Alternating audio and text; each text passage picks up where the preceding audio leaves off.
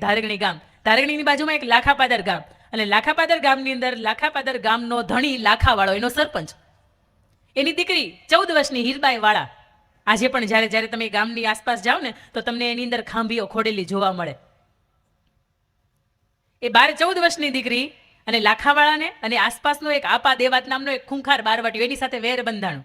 અને આપા દેવાતે એવું કીધું કે લાખાવાળા તું જોઈ લેજે, જે દિવસે સમય આવ્યો ને તે દિવસે તારા ગામને હું વિફરોડી નાખીશ, જીવતા નહીં મૂકું કોઈને, અને બધું લૂંટી જાશ.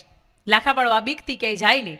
અને એક વખત કોઈનું મરણ થઈ ગયું ને એમાં જવું જ પડે એવું હતું. ઘરની અંદર બાપ દીકરી બે રે, અને લાખાવાળો ગયો અને પાછળથી આપા દેવાતને ખબર પડી કે અહીંયા લાખાવાળો હાજર નથી, ચડાઈ કરો.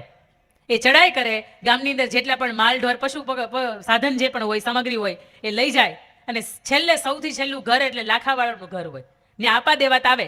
એને ખબર જ હતી અંદર કોઈ નથી, તેમ છતાંય તેના ફળિયામાં આવીને એવું કે આપા લાખાવાળા બહુ મોટી મોટી વાતો કરતો હતો કે મારા ગામને હું કાંઈ નહીં થવા દઉં, હું છું ત્યાં સુધી મારું આખું ગામ સુરક્ષિત છે. પણ તું જો આપા દેવાત તારે આંગણે આવીને ઊભો છે અને તારો વછેરો હોતી છોડીને હમણાં વયો જાય, તારું કાંઈ નહીં આવે. એનો વછેરો છોડવા માટે પોતાના હાથમાં રહેલું ભાલું છે ને એને એક થાંભલીના ટેકા ઉપર મૂકે છે, અને નીચે બેસો બેઠો પોતે વછેરો છોડતો હોય એટલે પાછળથી 15 વર્ષની, હજી 15 વર્ષે એમના પૂરા નથી થયા, 15 વર્ષની એ દીકરી છે, હીરબાઈ વાળા છે, હળવેકથી કમાડ ખોલીને આવે અને એનું ને એનું ભાલું લઈને એની પીઠની અંદર ભૂંકાવી દે.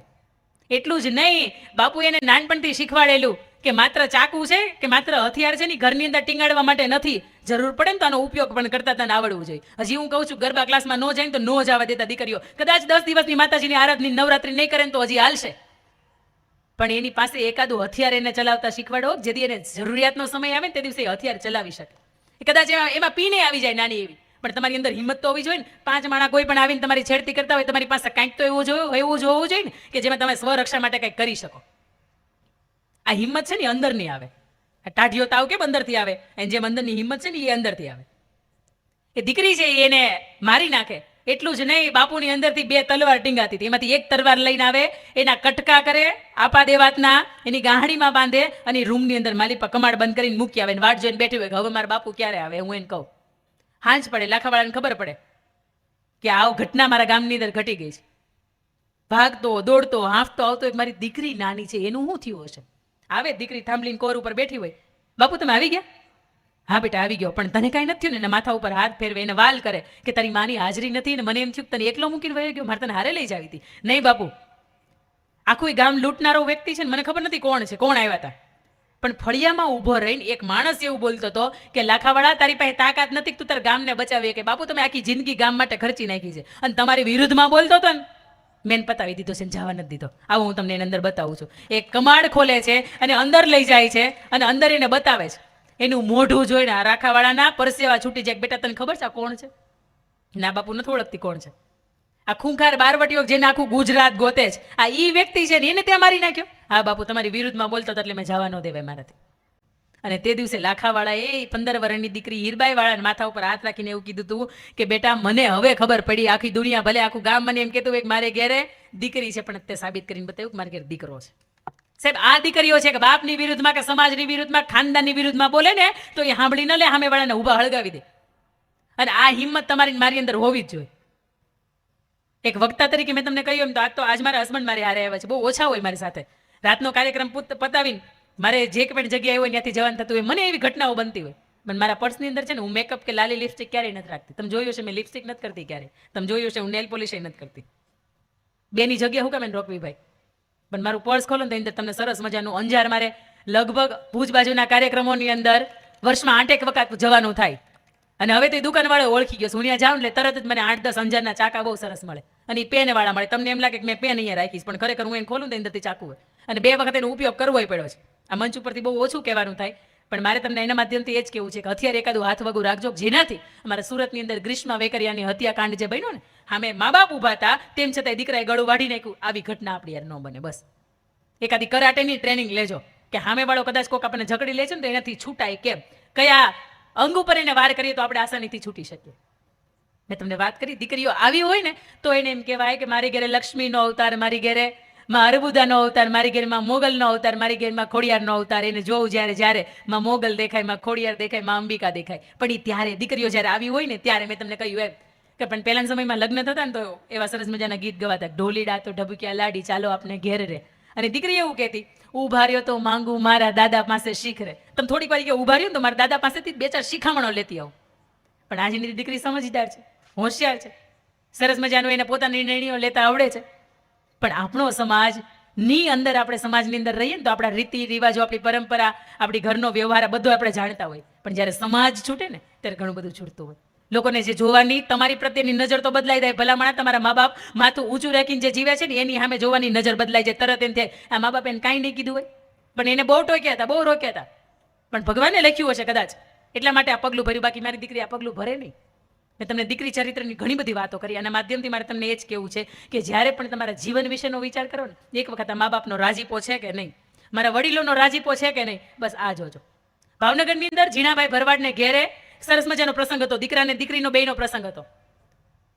દીકરો છે એને બીજા દિવસે જાન જવાની હતી. દીકરીની એક બાજુથી મંડપમાં વિધિઓ ચાલતી હતી, એક બાજુથી ઢોલ ઢબકતો હતો, એક બાજુથી જાન આવતી હતી. અને એ જ સમયમાં દીકરી હેતલબેનનું પ્રાણ પંખીડું ઉડી જાય. જે નવડાના રૂપની અંદર દુલ્હન થઈને તૈયાર બેઠી છે, જેને પરણવાનું છે, એ સ્ત્રી છે, એ દીકરી છે, એનું મૃત્યુ થઈ જાય. ઝીણાભાઈ ભરવાડ અને 2-5 ગામના જે પંચ હોય ને ભેગા થઈને એવું નક્કી કરે કે જાનને આંગણેથી પાછી તમે એમને ખાલી હાથે જવા દો ને તો એના અપશુકન કહેવાય. મારી નાની દીકરી છે ને, હું એવો નિર્ણય કરું છું, કાળિયા ઠાકરને જે કરવું તે કર્યું, પણ હું મારી નાની દીકરી છે ને એને પરણાવું છું. અને તે દિવસે નાની દીકરીને જ્યારે પીઠી જોડાણી એને જ્યારે તૈયાર કરીને ત્યારે 5 બેનપણીઓએ કીધું હતું કે એને કહેતો ખરા કે મને પાત્ર ગમે છે કે નહીં, મને ઘર પરિવાર ગમે જ નહીં, આજ સુધી જેને જી કીધા છે, કાલે હવારમાં તારા પતિ થાય, તને ત્યાં ફાવશે કે નહીં તો કે. અને 2023ની અંદર બનેલો, 2025 જ થઈ છે, 2022-23માં બનેલો આ ઘટના હું તમને કહું છું. ત્યારે દીકરી એવું કીધું તું મારા બાપુએ જે નિર્ણય કર્યો ને એમાં મારે હાજ પાડવાની હોય. તમે સમજો જ ખરા, આખી જિંદગીની કુરબાની દઈ દે. અને તે દી દીકરીએ કીધું તું કે મારા બાપુએ માત્ર મારી પાસે જીવન માંગી લીધું, કદાચ પ્રાણ પણ માંગી લીધો હોત ને તો હું આપી જ દેત. કારણ કે મારી બેન માટે એને વિચાર્યું હતું તો સારું જ વિચાર્યું હોત. હવે મારે હા કે ના ન કહેવાનું હોય, મારા બાપના નિર્ણય મારે સ્વીકારી લેવાનો હોય. સાહેબ આવી દીકરીઓ હોય ને એને ખરા આજની અંદર દીકરીઓ કહેવાય. અને તો તમે કે હું કલેટીઓની અંદર કે રિંગટોનની અંદર રાખીએ ને કે મારી ઘરે લક્ષ્મી નો અવતાર, મારી ઘરે દીકરી નો અવતાર, તોય સાર્થક. બાકી તમને એમ થાય કે આની કે તમે પથ્થરને જન્મ આપ્યો હોત અને આ 22-25 વર્ષે મારા આ દિવસ જોવો પડ્યો, એની કરતા મેં તને જન્મ જ ન આપ્યો હોય. આવા નિહાકા લઈને જિંદગીમાં એક ખૂણે સુખી થવાતું ન થવાય. તમને એમ થાય કે હારું બહુ સારું છે, ખાનદાન બહુ સારું છે, પણ જેમાં મા બાપનો વડીલોનો આશીર્વાદ નથી, જેમાં રાજીપો નથી, કે જે ઘરનું આંગણું તમે છોડ્યું છે ને એનો માથા ઉપર હાથ નથી મૂકાણો, એ કયા ઠેકાણે તમે શાંતિથી બેસી શકો. તમારો જીવ ઉકળતો હોય, તમારો આત્મા તમને ના જ પાડતો હોય, પણ આ શરીર છે ને ક્યાંક પ્રલોભની અંદર આવી ગયું હોય. પહેલી શક્તિ કે જેના ખોળામાં માથું મૂકો ને તો તમને હળવા થવાનું મન થાય, એનું નામ દીકરી. બીજી શક્તિ એટલે આપણી બેન. આ સૂતરનો ધાગો કેટલા રૂપિયાનો આવે? કેટલા રૂપિયાનો આવ્યા? 5 રૂપિયાનો આવે ને, 15 રૂપિયાનો, 50 રૂપિયાનો આવે. આપણે હવે તો હોનાની રાખડીઓ નીકળે એટલે તમને એમ થાય કે બેન એ તો થોડીક વધારો ને, કિંમત વધારો ને. પણ આજ 5-15 રૂપિયાનો ધાગો બાંધીને એ માથે ઓવરણા લેતી હોય, ચાંદલો ચોડીને તમને એવું કહેતું હોય કે મારા ભાઈનું ઓભરે ભરાય. અને લગ્ન કરીને જ્યારે જાય ત્યારે માયાભાઈ આહિર બહુ મજાની વાત કરે છે કે લગ્ન કરીને જ્યારે કંકુ થાપા કરીને એના ઘરના માંડવાને વધાવતી હોય કે એના ઘરના ખૂણે ઉપર એક 10-10 આંગળીઓનો એ પંજો પાડીને જાતી હોય, તેથી તમને એવું કહીને જાતી હોય કે હવે મારે કદાચ સાસરીએ જઈને, ભલે મારું સાસરાએ કરોડોના કોઈક મામેરું ભરવા વાળું હોય, મનગીએ ખબર છે કે તમારા લાખોના મામેરા ભરાય છે. હા કે વાત, સાચી વાત કે નહીં સાહેબ? હા. પણ તેથી દેરાણી જેઠાણી બે કદાચ હું હોઉં ને મારી જેઠાણી બાપને ત્યાં બહુ સારું હોય, એને ત્યાં કદાચ 51 લાખ રૂપિયાનું મામેરું આવે અને તમારે ત્યાંથી મને કાંઈ ન આવે તો મારા ચહેરા ઉપર કાંઈ ફેર નહીં પડે, કારણ કે 10-10 આંગળીઓના નિશાન દેતી જાઉં છું. હવે કદાચ કાલે સવારમાં તમે ભાઈ ભાગે જુદા થાવ ને ભાગ પાડો ને, તેથી મારા અંગૂઠાનો નિશાની છે ને તમારે માંગવા ન આવવી પડે ને, એટલા માટે 10-10 આંગળીઓ દેતી જાઉં છું. આશીર્વાદની હાથે આને બેન કહેવાય. બાકી મારી જેઠાણીને તું કે 11 લાખ રૂપિયાનું મામેરું હોય, ભાઈ તારે 12 લાખનું કરવું જ પડશે.